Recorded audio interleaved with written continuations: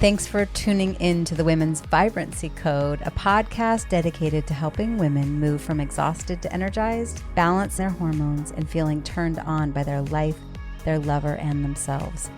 I'm your host, Maraya Brown. I'm a Yale and functional medicine trained women's health expert, midwife, mom, keynote speaker, and self-made entrepreneur. I'm the founder of my signature program, the Women's Vibrancy Code. So sit back, relax, and let's chat about your energy, hormones, libido, and embracing your feminine power. Oh, and you might want to have pen and paper to take some notes on some of these episodes.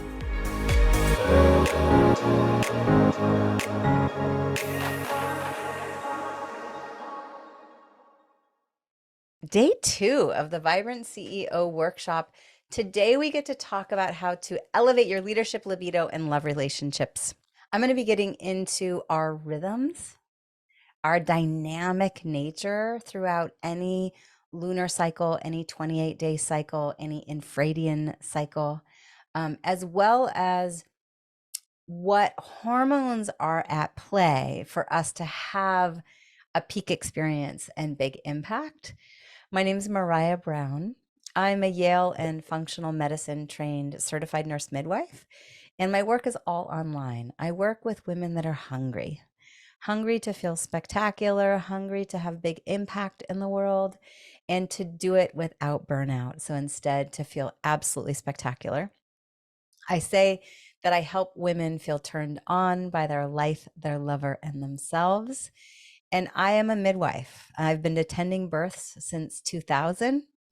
And when I look back at my childhood, I was the one up watching the puppies and the kittens being born. I think I've been a midwife my whole life.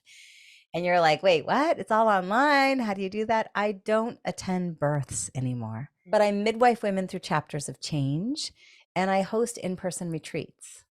And so I still get to be the one holding the container, so to speak, and really helping women along that journey to be in their total power and their surrender and their trust. And it's fascinating. There's many ambitious women that will come into one of my things. I say my space, which I don't own this space, but into my space. And sometimes they're like, what do you mean? Surrender is powerful? Yes, my friend. Any woman out there, if you're questioning whether or not surrender is powerful, attend some births. Like, oh yeah, that's so easy. I'm just going to go attend some births. So if that's not so easy, just trust me when I say, when a woman really surrenders to birth, it's when her power shows up. That lioness roars and she brings life into this world. And there aren't words that I can put to it. I've attended hundreds of births. And so now I help women surrender in different ways and really own their power. And so yesterday we talked about what can that look like to kind of get out of our way and really own our power through health. I left brick and mortar. So I used to run the women's health in lots of settings, right? I ran the women's health in a federally funded clinic and a functional medicine private practice, where you walk in and there's a fountain and 30 tea options. People are like, why did you leave that? Well, I left for a few reasons. One of the big things was I felt like I could give women solutions, but it was like I was just giving fish. I never had the opportunity to teach them how to fish. And I love that analogy. And being able to come online, I now have time with women that it's not by geography, it's by energetic alignment and by shared vision. And so there's women all over the world that now work with me, and I have the esteemed privilege of supporting them. And many women love to learn. And so I go, here, yes, I can help you experience the changes that you're looking for. And if you're inspired to, let me help you understand why what I'm suggesting is working, so that 5 years down the road, if something similar comes up and you don't have me in your back pocket, you have the education that is with you forever. And so it goes to, what do I value? I value quality time. I value life experiences. I value deep relationships. and time together. So yesterday I had conversations with women. There was one, she's a somatic worker. She works a lot in the sexuality world and ironically has no libido. It's like, but she said, "Oh, no, no, no, no. I already take care of my health." Okay. But nobody has ever looked at her, any labs. I'm like, okay, you do somatic work, you take care of your health. Is it possible that maybe we could find this like missing link by looking at your actual hormones to explain the libido piece? And she's like, well, you can do that? Yes, girl, that's what I do. All right. Another woman, her mood has been up and down, just feeling like this is impacting my confidence out in the world for 16 years. And she's gone and seen providers, and I'm like, oh my gosh, injections, pellets, crap labs. And now she's feeling lost. She's feeling disheartened. I'm like, all right, girl, I got you. I got you. Like this, those conversations are hard for me, but it's also, I feel this overwhelming gratitude that, all right, we're here, right? There are still solutions out there for you. And if you're someone who feels like you've tried all the things, my friend, keep trying. And maybe you've just looked in the wrong spots. But there is someone out there for you that that energetically aligns, and you get to feel heard and seen. Those problems that you uncovered yesterday, there's a solution out there.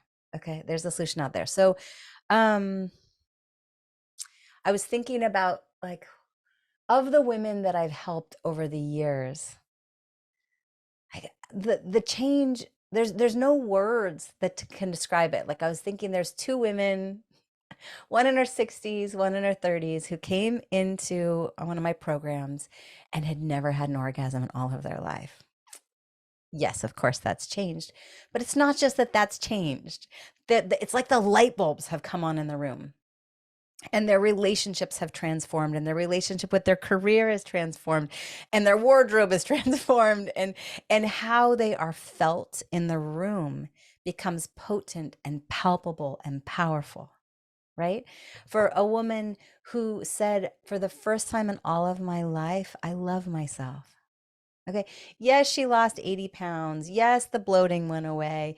Yes, she finally had answers and released a lot of old trauma and old stories. But she said, I love myself for the first time in my life. Tomorrow and throughout the rest of the week, I'm going to be bringing in real women that will share their stories. And it's those stories. Of course, I want you to walk away from this workshop with inspiration and hope and some tangible education and solutions. But I also want you to hear from real women what that signifies. For the woman who picked up and left and moved across the country and is happier than ever. Because once again, when we get all of the emotional labor out of the way, that is the block. When our health is not there, when the anxiety, the depression, the body aches, the exhaustion, the sleep deprivation, whatever it is for you, when that is what's playing out, I think of it as emotional labor that plays in the background and it gets in the way. And when we finally have the esteemed privilege of moving that out of the way, the lights turn on and you're like, oh, wow, oh, hey, hi, look at this relationship that I'm in. Are there ways to up level it? You look yourself in the mirror and go, oh, there I am. Who else do I want to be? What's my passion in the world? What do I want to do with my career? Women change careers and they negotiate new contracts and they go, I never in all my wildest dreams thought I could be that good. They pick up and they move because they feel spectacular and they have the confidence. And now they're in that cycle of empowerment over and over again. And they have new hope for the future. Okay, let's get right into the law of rhythm. How can I use it to my advantage in my leadership, libido, and relationships? Okay, I could talk about this for probably the entire time. We are blessed with cycles.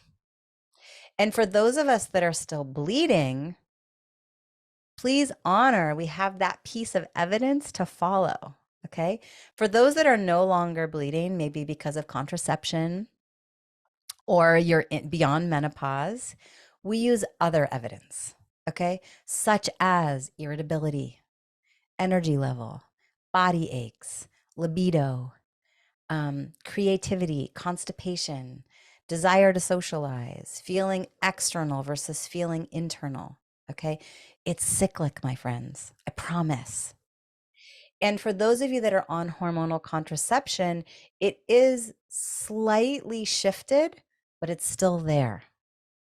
And even if you're on the patch or the ring or the pill, and that bleeding is just a withdrawal bleed, it's different.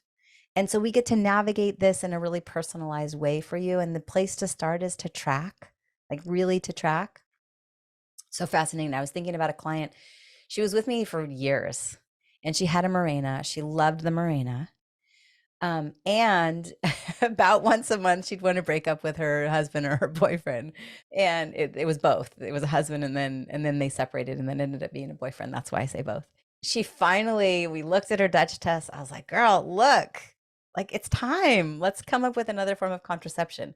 So she had the Mirena taken out. And I just had a conversation with her this week and she was like, you know what? You're right. She goes, I've been tracking now and it's rhythmic. It's cyclic. It's the same time every month.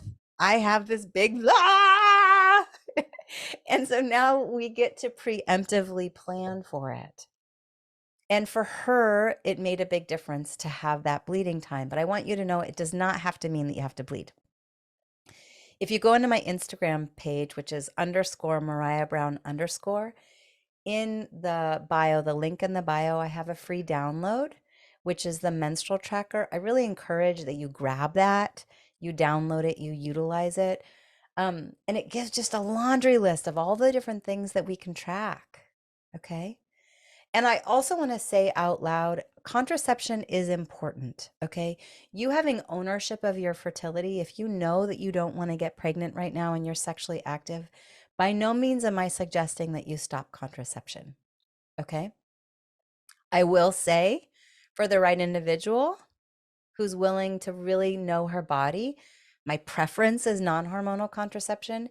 And I have run a teen clinic and I ran a Planned Parenthood and I've prescribed lots and lots of contraception. I've put in probably 100 IUDs, maybe more. I mean, so like I get it. We get to have ownership, but it does kind of shift the conversation a tad.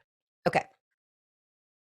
So the menstrual cycle can be seen as a way to awaken an internal process that takes us to the most intimate places within ourselves. Okay? Hear this. Intimate places within ourselves. I think we spend so much of our lives externally. I'm like, holy macaroni, the Instagram messages, the Facebook messages, the emails, the bombardment and things happening so dang fast. And it's a unifying consciousness. Okay. The feminine in action. It's a big, bold source of connection. And it's so ironic. I'm actually talking about our menstrual cycle being that thing that is our femininity and it is a full expression, even beyond menopause. And it is a source of us connecting with one another as women. And so today I'm going to kind of get into leadership, libido, and relationships and how we can really be potent and powerful and profound in those areas by honoring this cycle. So when I think about women in our 20s and our 30s, our cycle supports our agency, our ambition, our vitality, our experimentation and goals and learning, and we assert our desires and we really start building. It's a time where we declare, this is me. It's always so fun for me when women in their 20s and 30s come in and they start consuming the content that I give because I'm like, yeah. Because what I hear on the other end is women in their 50s and 60s and 70s, often in tears, say, I wish I would have known this stuff. And so if that's you and you're here consuming it, I applaud you.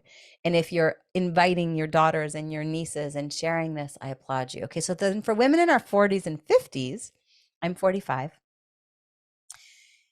It's a time of more depth. Okay, it has more complexity. It has more subtlety.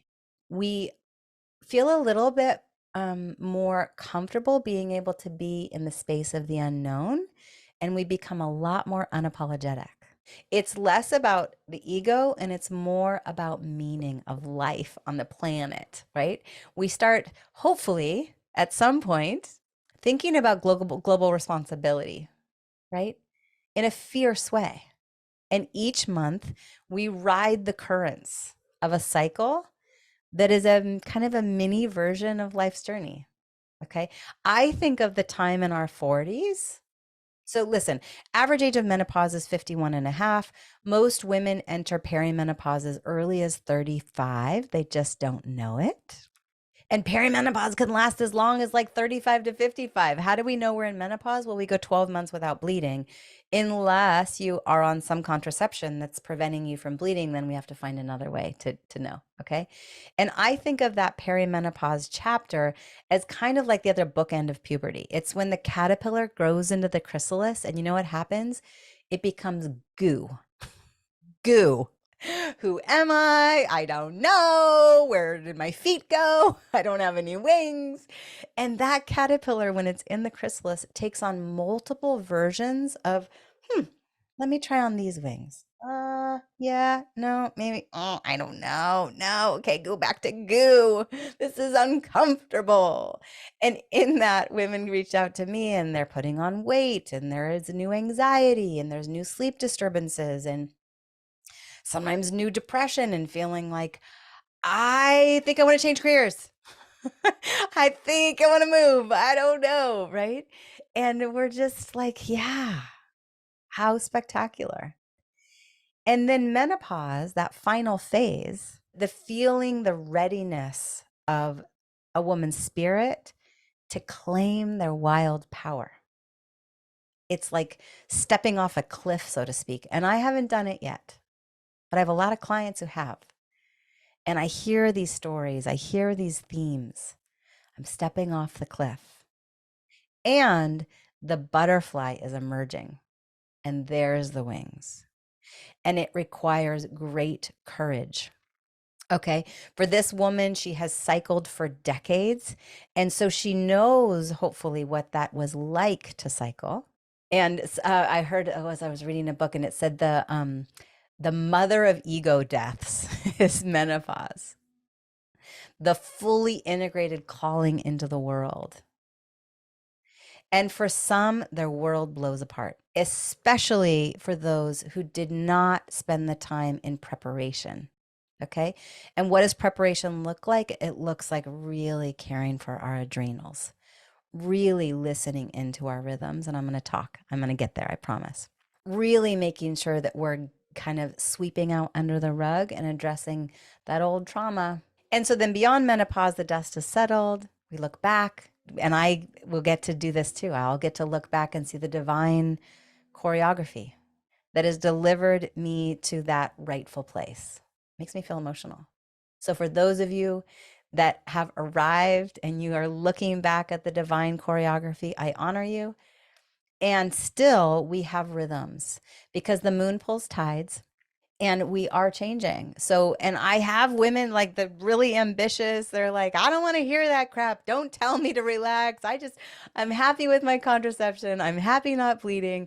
I want to fit the 9 to 5, go, go, go, do, do, do. And I say, you know what? I'm going to call your bluff. It will not work. It will not work.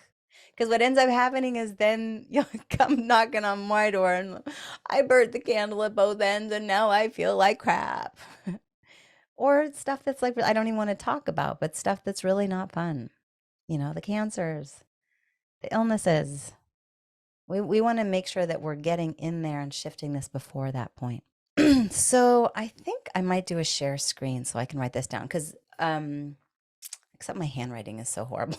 Let's talk about the seasons. Okay, here's what you're going to write down. Yeah, I am. I'm going to try to do a share screen. Let's see how we can do this.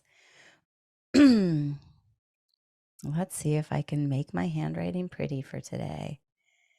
And files, quick sheets. I love technology. And share it. And accept. All right.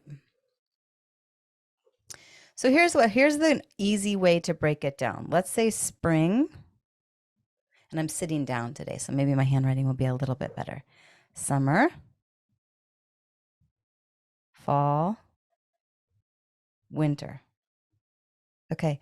We can all relate to that, right? Even if you live in Hawaii or LA, I lived there too. We can still relate to this idea of seasons. So spring, this is our known as our follicular phase. Follicular. Or it's the waxing or waning moon. And this is estrogen. This is our estrogen time. So this is generally day like 6 to 12 of a cycle. Okay. Day 1 is the first day that you bleed. That would be your winter time. So that's day 1 to 6. Okay. But I'm starting with spring because that's where we are right now. So what is estrogen? I'm going to stop taking notes and just let you write these down. So estrogen is proliferative. Estrogen is out in the world. Estrogen is creative. So from the perspective of leadership, if you can mirror this time this is the time to put your creative ideas out for the team to talk through, to throw it out with your friends and gosh, here's what I was thinking, right? This is the time when the lights are bright and we are out in the world. The flowers are blooming, okay? It is a proliferative time. Follicular phase, for those that are still menstruating, this is the time when your uterine lining is building, okay? Estrogen builds. It builds breast tissue, okay? Estrogen builds. Estrogen is really resilient to big exercise. So this is the time where you want to push yourself. You want to lift weights, you want to run the marathon, you want to climb the steep mountain. Like this is good. This is the time. You feel more flirtatious. You think about little buds poking out. Hey, hey ladies, hey men out there, la la la, right? That kind of feeling. And so from a libido perspective, you're generally feeling more turned on. You're ready, you're hungry. From for your relationships, you want to be out in the world. You want to go to the parties. You want to do the things. Okay. Whereas summer, here, this is say day 12 to day 16. This is actually the shortest of all the cycles or chapters. This is generally going to be the full moon or the new moon. And I say one or the other, you're going to pay attention. For me, I always bleed on the full moon. For you, you might always bleed on the new moon. Okay. But summertime is when it's all coming out. That is when we have estrogen, progesterone, and testosterone at their peak. So this is generally when we feel the best. If you have the chance to publish a book, you're going to get that TED Talk. That's the time to see if you can book it, if you have control over it. Ironically, whenever I do these workshops, I always line it up so that I'm doing it during my ovulatory time. Oh, I didn't write that down. This is ovulatory. Libido is the highest. You feel lean. Generally, you're going to feel a lot less puffy, a lot less bloated. You want to put on the thong undies and the cute bra, and you've got the lip gloss, and people smell you. They feel you while you walk down the street, and you're like, yeah, no, I got it. This is the time to put it into action, whatever it may be. These ideas that have been percolating, you have decided, you've listened in, that in an ideal world from a leadership perspective, that's the time you put it into action. It is also the time where you can lift the heaviest of weights. For those of you that do intermittent fasting, springtime and summertime, your follicular and your ovulatory, your waxing, waning, for those of you that are not bleeding, there's value. Track for just a little bit. If you've stopped bleeding, track for just a little bit. A little bit meaning like 3 months. And pay attention to where is the moon, and you are going to see a rhythm. And what happens is when we start listening into this rhythm and honoring it, it is spectacular to see what changes. I have seen menstrual cramps go away. I have seen women step into their power and their confidence. I have seen relationships recover, a lot more self-acceptance. Okay. So in that summertime, it's at its peak. All the hormones are high. Our body is resilient. You could go out and somebody could call you all the bad names and you're like, yeah, whatever. I got this. I'm hot. right? Whereas when we go into fall time, this is known as our luteal phase if you're ovulating. This is progesterone dominated. And this is going to be back the waning or the waxing moon. Think about fall. Okay, the leaves are falling. It's a little bit quiet. It's getting a little bit cold. We think about Thanksgiving. We want to circle around with those that are closest to us and love us the most. We feel a little bit more tender. And this is progesterone driven. I think of progesterone as like satin. Okay. It makes us sleep well. It makes us happy. It maintains pregnancy if you're pregnant. Okay. It is soothing if you have big swings with depression, anxiety, just mood swings during this is also the PMS week. Generally, the extreme PMS is going to be from a big discrepancy between that estrogen and progesterone. Okay. And this is the time when the lights start dimming a little bit. And what I mean by that is not in a bad way. We start going more inside. So springtime is outside, out in the world, out socializing, throwing the parties, brainstorming with everyone. Fall time is that time to start quieting down. We have that inner critic, and the viper critic comes out during this time, but it does it for a reason. This is the time where we get to really feel the feels, feel the irritability, allow the critic to speak to us, and we get the opportunity to listen. And what happens is when women don't listen, then the critic starts showing up in other areas in springtime and summertime and wintertime. And it also has a much more sharp viper to it. So in that progesterone driven time, now I will say, if you're beyond menopause, the main thing that stimulates the production of progesterone is ovulation. So if you're beyond menopause, you're not ovulating, which means you're not producing progesterone. If you're on the pill, the patch, or the ring, or the Mirena, you're not ovulating. So your body's not producing progesterone. Okay. We want progesterone. Okay. And some people say, well, I got a prescription for progesterone. I'm on the mini pill. Progesterone is in my contraception. That's not progesterone. That's something called progestin. And from a pharmaceutical standpoint, they call it progesterone, but it's not the same. And it's localized just to the uterus. And it actually does not give us the benefits of progesterone. It instead sends our adrenals into hyperdrive. And now we've lost the negative feedback loop and we're like, cortisol, cortisol, cortisol. Ah! Okay.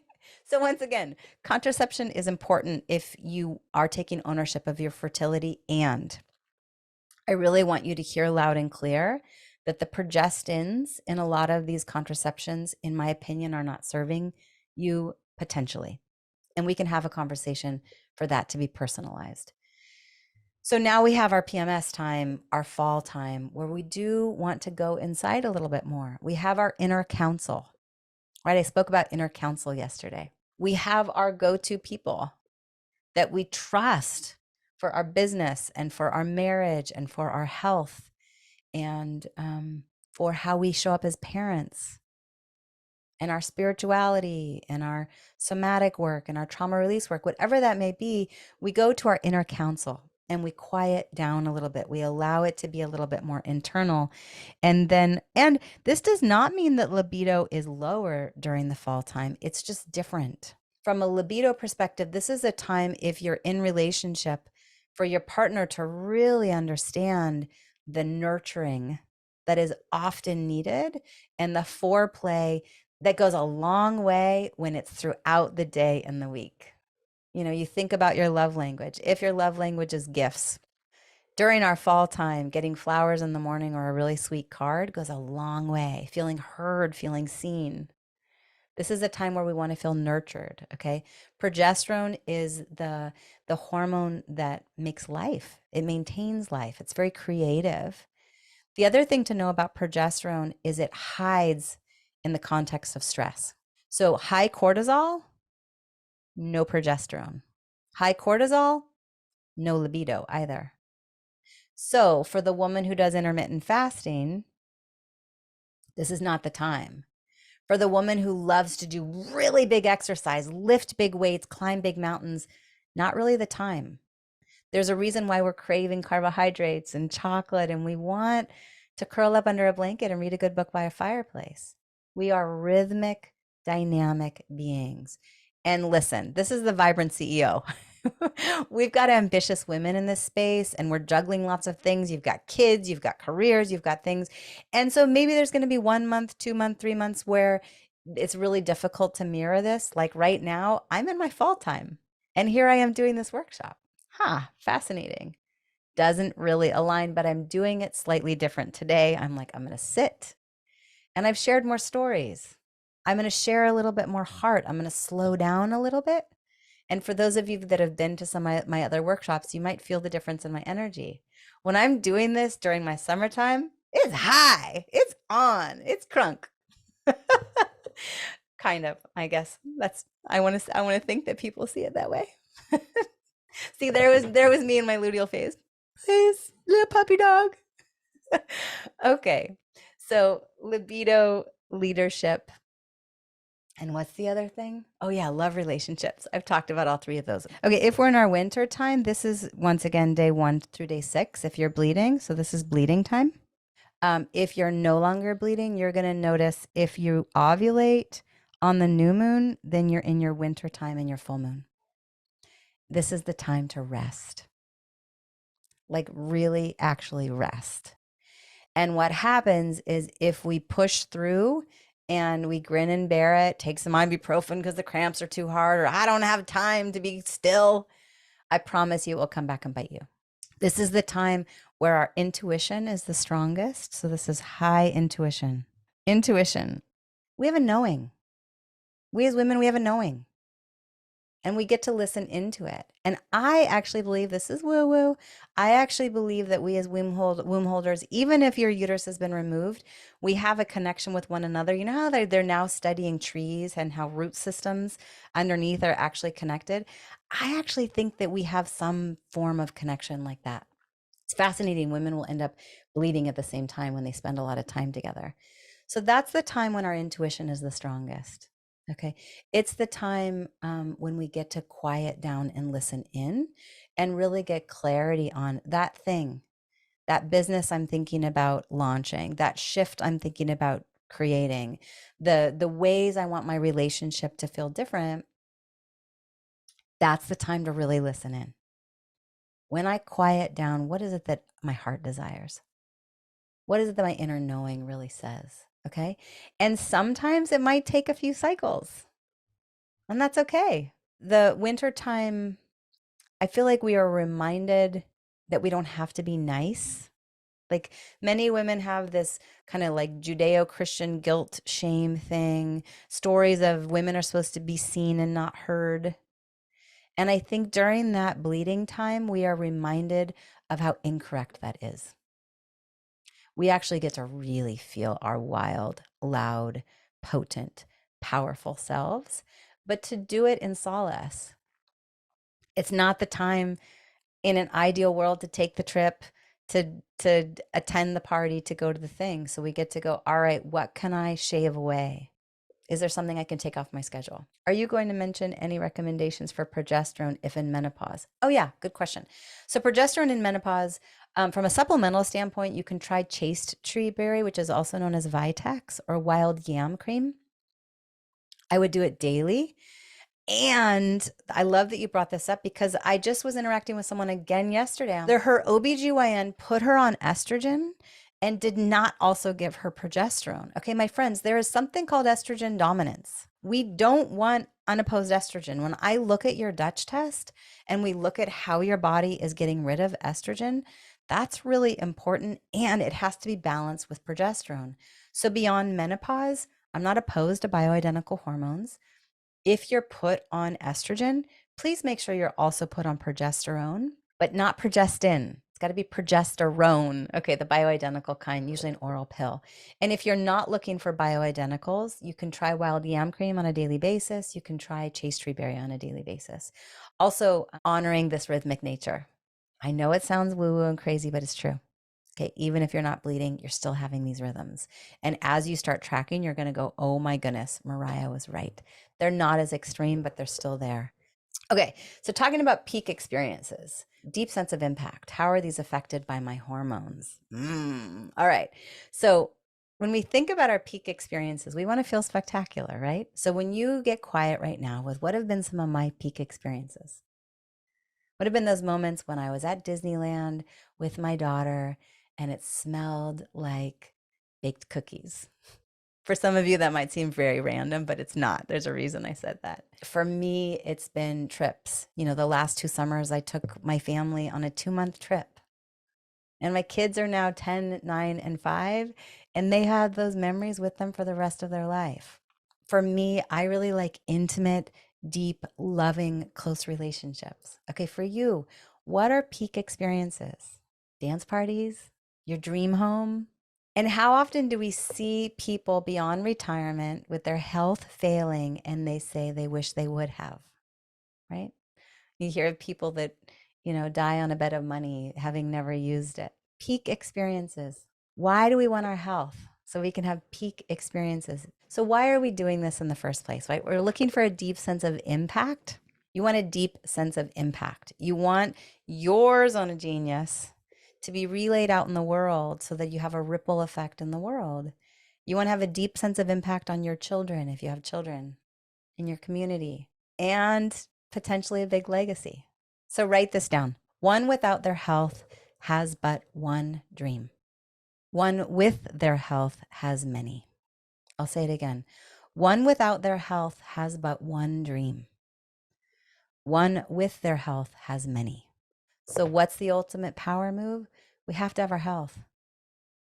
Okay. Is there an arrival point? No. Can you eat too many vegetables? No. Can you feel too good? No. Can you sleep too much? Maybe. Okay. And just because you've been told that everything looks normal, you've gone and you've had blood tests and they're like, I don't know, it does not mean that everything's normal. I want you to really listen in to what you're feeling. Okay. I always say just because it's common doesn't mean it's normal. I went to a graduation in Ohio. I think that was last weekend. Oh my God, I don't know, 2 weekends ago. And then a few weeks before that, I was at a wedding up in Northern Oregon, up near Portland. And it's so fascinating. At the wedding in Portland, my mom wasn't there. She didn't go because she hasn't prioritized her health. And she wasn't there on the dance floor. She wasn't there. This is gonna make me cry. I grew up with 7 cousins. We all grew up like siblings, and we all got a picture of all of us together. And my mom wasn't there to see it. I'm like, damn it. Like, then I go to this graduation in Ohio. There's 26 of us that all flew in. And my dad, who's turning 80 in January, is out on the dance floor, down on the floor with the kids wrestling, right? No matter the wealth, we have to take care of ourselves because I want you to have the peak experiences, to stop burning the candle at both ends.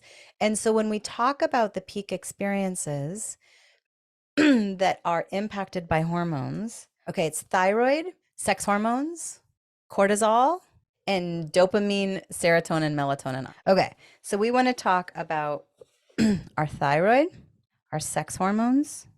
So I've already talked about estrogen, progesterone, testosterone. Those are our sex hormones. You also hear about a hormone called DHEA. This actually isn't a sex hormone. It comes from our adrenals, but it's the precursor. It converts to estrogen and testosterone, as well as a little bit to progesterone. And then we have cortisol. This is fight, flight, or freeze. And then we have dopamine, serotonin, melatonin. Okay. And then if I have time, we can talk briefly about vitamin D and insulin. These are the big ones. So how do these impact our ability to reach peak performance? Thyroid. That's going to impact your energy level. It has a big impact on your mood. So if you're someone who just feels kind of down, kind of sad, not super motivated, not sleeping well, sluggish, energy, I go, could it be your thyroid? This is a why. Thyroid is also happens to be in our throat. It's the place of speaking our voice. And it is in direct correlation with the adrenals. There's something called the HPA axis, which is the hypothalamus, the pituitary, and the adrenals. I'm not going to get into it, but they are this tight knit team and they are in constant communication with our ovaries and our thyroid. Okay. Everything is tied together. Everything is significant. So our thyroid is going to impact our peak performance because it's going to impact our energy level and our sleep and our menstrual cycle and our mood. And so if you're like, yeah, I thought your weight, it's going to impact your weight, which is going to impact your confidence and how light you feel in your body. And you're like, well, I thought something was up with my thyroid, but I went and saw the provider and they said everything looks fine. And I go, all right, well, what test did they order? Thyroid, the best way to look at that is through blood. And I want to see your TSH as well as something called your free T4, your free T3, and your reverse T3. The main thing for you to know is even if a mainstream provider under an insurance model has told you, no, your thyroid looks fine, it might not be. I have a lot of women that come and then I take a peek and I'm like, no, this is subclinical hypothyroidism. This explains a lot. And there's a lot that we can do to support your thyroid. Okay. Your sex hormones. I talked about estrogen and progesterone. How's that going to impact your ability to reach your peak impact? Estrogen is proliferative. It grows things. It's creative. Okay. So for women, as they're going through perimenopause and menopause, often they don't feel so inspired by the same work. They're like, what happened? So we get to find creative ways to bring that estrogen in. A diet rich in phytoestrogen, some personalized supplementation, maybe some bioidentical hormones. Okay. Estrogen also helps to really maintain brain clarity. So does gut health, and so does thyroid, and so does cortisol. For those of you experiencing brain fog, it's kind of all affecting brain fog. Okay. Progesterone is going to help us feel content, grounded. Like think about the mother. Progesterone is the hormone of pregnancy. And for those of you that had crappy pregnancies, don't think about that part. Think about the part that's like, I'm mothering. I'm creating life. And testosterone, that builds confidence. Testosterone brings on the libido, the strength, the confidence. It's going to peak when you're ovulating as well as right before you bleed. And for the women beyond menopause, it does this all the time. How can we help build it? We can maca powder helps. Getting great sleep helps. We produce the majority of our testosterone when we're in deep REM sleep. Okay. Having healthy DHEA levels is going to then convert over to healthy testosterone levels. And some also supplement with bioidentical progesterone. I'm not opposed to bioidenticals, especially when you're doing it in collaboration with diet modification, personalized supplementation, mindset work, trauma release. Okay. Cortisol, how is that impacting our ability to experience our peak impact? That's fight, flight, or freeze. I talked about that a bunch yesterday. If I'm just here fighting, that's not a peak experience. That's not getting me to where I want to go. If I'm just running, or if I'm frozen, I can't take a step. I'm afraid to take a leap. We're talking a lot about leap of faith in the midst of this time. And I don't mean to be facetious or make fun. Like this is serious for many of you. But cortisol, what will happen is I'll look at your 24-hour cortisol curve. Oh, so when I order these, so sex hormones, I like to see this through urine. The Dutch test is my favorite. It's dried urine total comprehensive hormones. So I can see where's your estrogen, your progesterone, and your testosterone at a specific time in a 28-day cycle. If you're beyond menopause, you can do it at any time.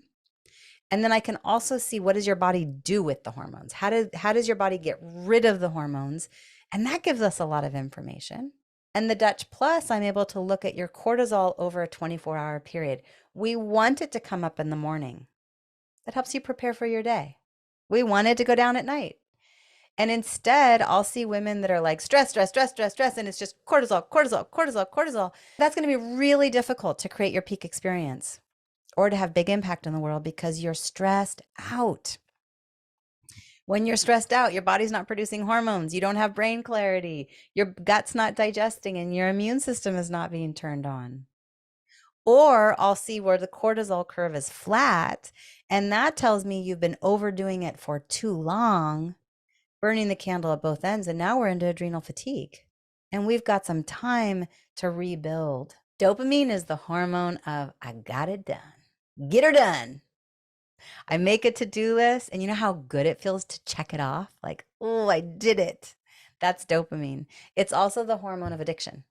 So we have this fine line. And when I look at your Dutch Plus test, I can look in your organic acids at what's going on with your dopamine receptors. And for those of you doing adaptogens, if you especially work with me, we're all doing adaptogen elixirs. Mucuna is one that really supports dopamine. And we want dopamine. We also want serotonin. Serotonin makes us feel connected, makes us feel happy, make us feel part of a bigger role in the world. Right? Now, ironically, 90% of our serotonin comes from our gut. So why do you think I order a GI map with most of my clients and we look at your poop? Because I want to see what's going on with your gut health, because I want you producing serotonin, not necessarily going directly to an antidepressant, which is a selective serotonin reuptake inhibitor most of the time, but actually helping your body produce its own serotonin. And when your body produces its own serotonin, then at night, when the lights go out, your body knows how to produce melatonin and go to sleep. So now we get to have the impact that we're wanting to have in the world, experience peak experiences, feel proud of ourselves, feel happy and connected, and sleep well at night. Vitamin D is called a vitamin. It's actually a hormone. Directly impacts our immune system and our mood and our energy level. I want to talk about this feminine push-pull energy as well as thinking versus feeling. We have a half an hour left. And Christy, can I just put you on the spot for a second? Sure. So for those of you that don't know Christy, she is an alumni of the program. She's also the co-founder of this amazing technology called REST, which stands for Rapid Reprogramming Emotional Stress Technique. For all the women that come in and work with me, I highly recommend that we include in your package rest sessions, and Christy does them. Christy, as you've been listening to today, and this is not pre-rehearsed, Yeah. what jumps out from you, and what would you say about these patterns that might be playing out? And I don't know, Yeah. I have the feeling that you have something to say, and so I'm going to go with it. Well, it's so interesting that we're both approaching winter right now and how that intuitive connection between the of us happens. Mhm.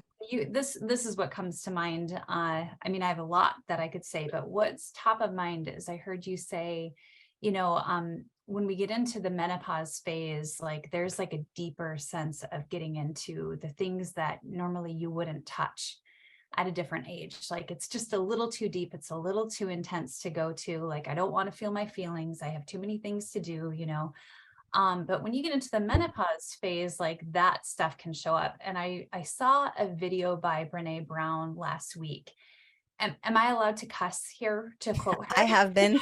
Okay, I just want to make sure because I think that, it gets the point across. She says, when you get into your 40s and 50s, all of a sudden the universe, menopause, whatever it is, says, you are halfway to dead. You better get your shit together. And that's the deep part that I find happens within us. And what went from speaking from a trauma experience, I would say that the wounds that haven't been healed are dying to get recognized now. Mm, And sometimes you just don't know what those wounds are. Some can be little traumas. Little traumas are the things that I generally work with that you may not remember, but we've all been children. A lot of you have had children, so you can remember what maybe a little trauma is. Robin, I'm looking at you. I feel like you are totally understanding the little traumas. The little traumas when you see the kids flipping out over, they wanted their bread cut in a different way. Like some of those things are so little that you wouldn't remember, but oftentimes they carry such power in our lives that we don't realize. So when we find that we're operating like a 2-year-old, it's really because our body remembers what it's like to operate that way. And it was a moment in time that wasn't necessarily soothed. It was something that was hard for you then that isn't hard for you now, but it's actually running the show. And then Mm-hmm. there's really big traumas. And most people can think of a big trauma that happened in their life that doesn't always come up in sessions with me, usually because something so much more minor happened first. And that's the one that's really running the show. Mm-hmm. I don't know if that makes sense, but I Yeah. see a lot of, especially women in your space, they're willing to go deep. Not because all of them are in perimenopause phase, but I think they're also surrounded by a group of women who maybe are. And it gives them permission to go deeper at an early age. And it Mm-hmm. also gives women the permission to be in a safe space that have never gone deep before, but it's time. And then I Mm-hmm. get to be there to say, yeah, it's normal. It's normal Mm-hmm. that this is happening to you. And let's do something about it. Yeah. So good. And I get to be here to say, all right, I know a lot about hormones and nutrition, and I'm highly intuitive, and be there to midwife you and also go, we also get to address our sexuality. So I bring in a sexologist, and we also get to address these patterns that are playing out. I mean, I've even had a rest session where it was past life. And for some of you, they might go, what? It's all important and it's all relevant and it's all worth taking a peek. The book, The Body Keeps the Score. So good. It's like true, you know? Yeah. And so I want you to be in this workshop learning and getting clear with what's not working, and also knowing that there are so many solutions out there. And, of course, I hope that you'll apply and we'll have a conversation and we'll co create a personalized plan for you. And I hope that you'll be willing to take that leap of faith and take on all of the resources and all of the special added things that I have in my back pocket. And we all get to meet one another with wherever you are. And I'm just grateful that you're here. Speaking, and I think, thank you, Christy. I really appreciate it. And I appreciate you. I want to talk a little bit about this feminine energy. So I've talked about our cycles, dynamic, rhythmic, very different beings. And for male-bodied individuals, they're kind of like, I don't understand her. They don't have to. It's okay. We understand one another and we understand ourselves. And so when I think about feminine energy versus masculine energy, I think of it as pull versus push. And so I have another visual that I want to just share for the visual learners, just for you to kind of sit with a little bit. And hopefully this helps. So my hope is for the ambitious woman that's really wanting to elevate her leadership, libido, and love relationship, that we can start spending more of our time here in this pull space, in this feminine space. And that's the space of desire versus willing it to happen. It's the space of listening into our intuition at times more than our logic, particularly during that fall time and winter time, to listen into the knowing versus the thinking, right? To be more flexible versus controlling, to feel rather than think, to allow ourselves to be in receiving energy more than producing. That does not mean you're not in producing. Listen, I am a CEO. I produce lots. And I know that it will not work if I am in constant push energy. And even for the men out there, it also will not work if they're in constant push. There has to be a balance here. But I would like to encourage you to create space in your day and your week and your month and your year and your chapters for more spontaneity and circular. Think about when women get together. You got a group of 5 of us out at a bar. Our conversations are circular. We could talk about 20 different topics all in the midst, and we're laughing and there's side conversations. It's non-linear. It's just how we be. It's how we communicate with one another. And we like to be able to just feel heard. I don't need a solution. I just want to talk about it. To allow ourselves to be in flow and to spend time in being. And so I'm hoping that today you're like, oh, okay, huh. These honoring my dynamic rhythms, starting to track if you don't bleed and go, where is this rhythm showing up? Where am I? Where's the moon? And where can I allow some space to spend a little bit more of my time here? Just a little bit more of my time in that pull energy. And what happens then is we feel it. We all know what it's like to be in a room with a woman who is fully embodying pull, magnetic, confident, loving, not trying to prove herself, approachable, graceful, wise, but potent. She can be in her push, in her masculine, in her get her done achievement space, and she is fully able to embrace that feminine power. Think about a river. The push, the masculine is the banks, the feminine, the pull, that's the water. It flows. So thinking versus feeling. Ask yourself right now, how many expert hats am I wearing? I'm the expert at all these roles in my business. I'm the expert in the household in all these ways. I'm the expert as a mom in all these ways. I'm an expert in my health in all these ways, trying to do it myself. And my question to you is, where can you take one of the hats off and bring in your inner counsel to relinquish some of that control and allow a little bit more flow? In this setting, you're taking off your I'm the expert of my health hat off and saying, let me receive from someone I trust. Let me trust that I'm here. We're energetically exchanging. I'm here for the right reasons and I'm receiving. Okay. To be able to get out of our thinking, right? The leader, the go, go, go, and to allow ourselves to start feeling a little bit more. I guess my next question is, how many of you overthink? Put it in the chat, overthink. I overthink. I hem and ha, and I analyze things. I see you, Carrie. Yeah, I see you, Nicole. I see you, Janalee. I see you, Julie. Yeah, absolutely. Overthink. I see every way overthink. Yes, Erica, totally. Everybody's saying overthink. And we all know that overthinking, let me ask you, is overthinking getting you what you want? And and how is overthinking impacting our results? No, it's not, right? You want change, but then you overthink your way out of it and end up back in that cycle of disempowerment that I talked about yesterday, right? Because we're overthinking it. I don't know what to do. I've tried it before. Oh, maybe I'm not ready yet. Thinking will be a great way to take you out of change. So here's this problem. I want it to change. I'm going to think my way out of it. The conscious mind works on current facts. I've tried all that stuff. I'm going to act based on where I am, and change, not safe for the conscious mind. So we think our way out of it versus, am I ready to hear it?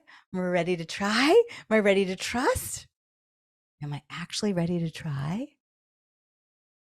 And what if instead we act in the energy of who we want to be and we feel it? Particularly for those of you that know where you are in your cycle right now, then you know, ooh, times in the month where it's even more potent when we allow ourselves to feel it. And then we act in faith on the feeling. So I heard this quote, I love it. A thought without faith is futile.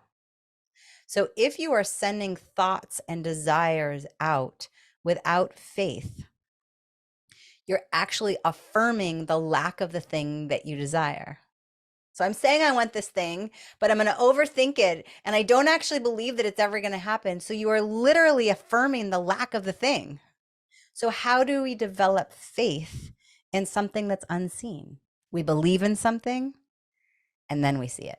We believe in the possibility with faith and it's created. And faith has a feeling. So my question to you is, what does it feel like to not have faith?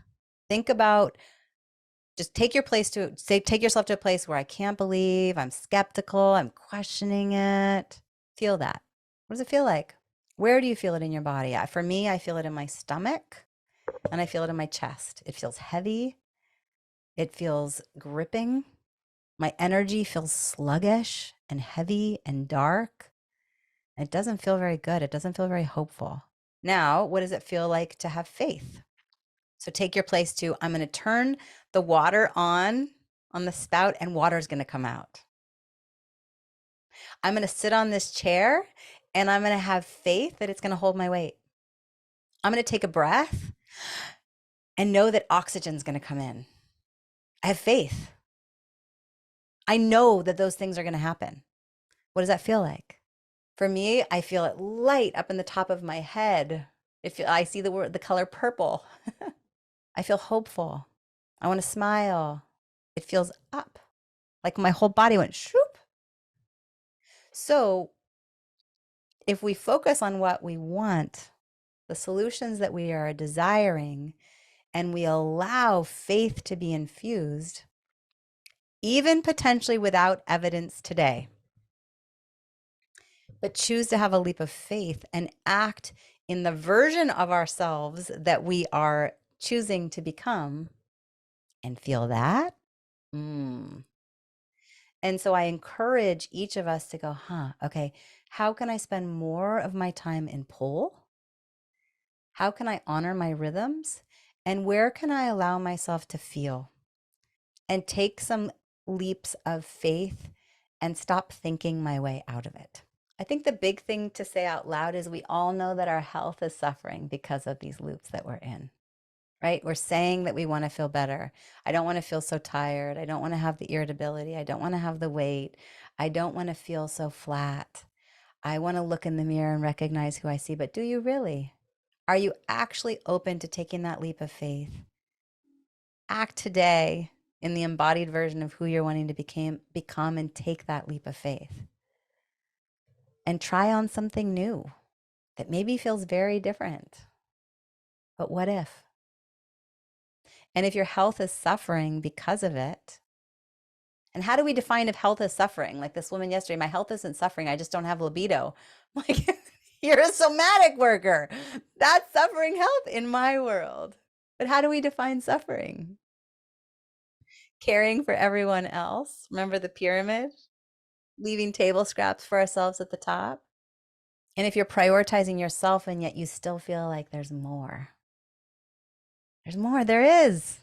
It's not a destination. There's always more. I think in the overthinking conversation, some of you are already there because I've offered a call. And some of you have taken me up on it and some of you haven't because you're overthinking. It's already happening. It's a simple call. It's a clarity call. There's no money exchange. It's my opportunity to go, all right, can we co-create something? So what's the impact of overthinking? We become slow. We can't decide. We micromanage for those of us that have teams, right? And we all can agree it's not serving us. We allow our excuses to get in our way of feeling spectacular. What I know is when we decide it's important, of course we find the money. Of course we find the time. If it's important. So we have to really look at what's important and what would change if I stop overthinking. Faster results, more feminine flow, less time in my business and more time in the vision of my business, allowing myself to feel.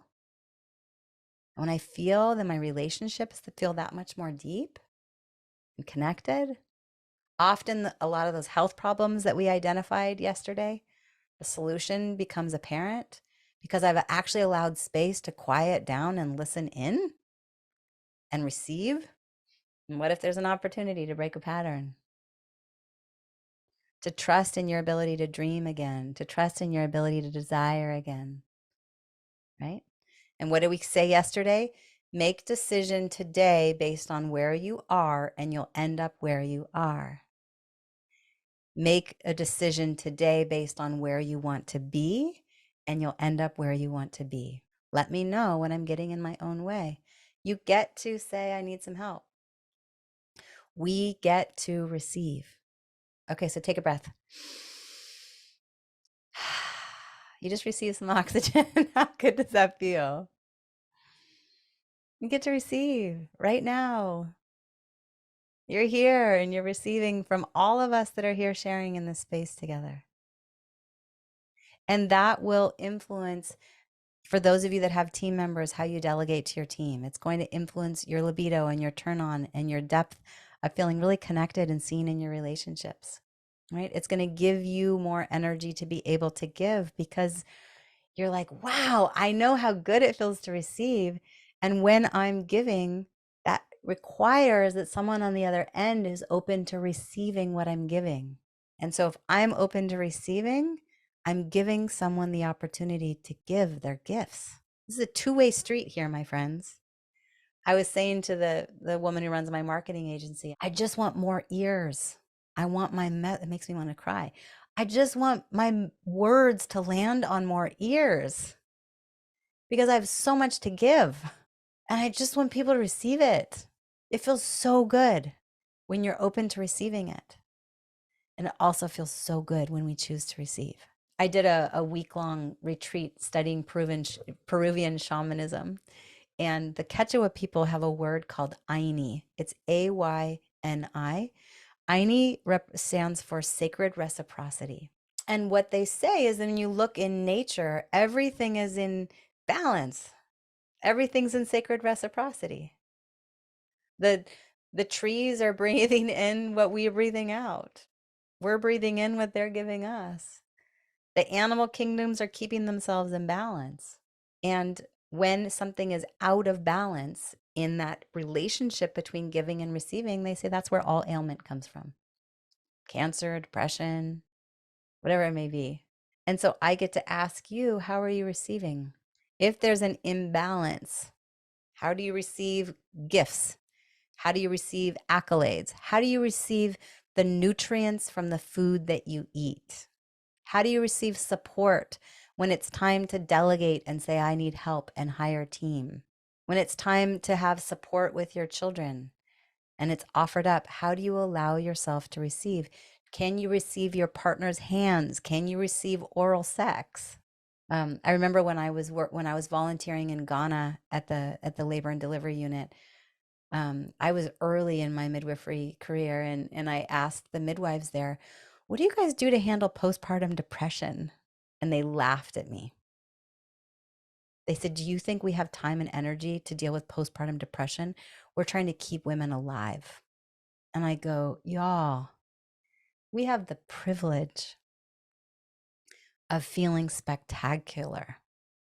We have the privilege of feeling spectacular. Please don't squander it."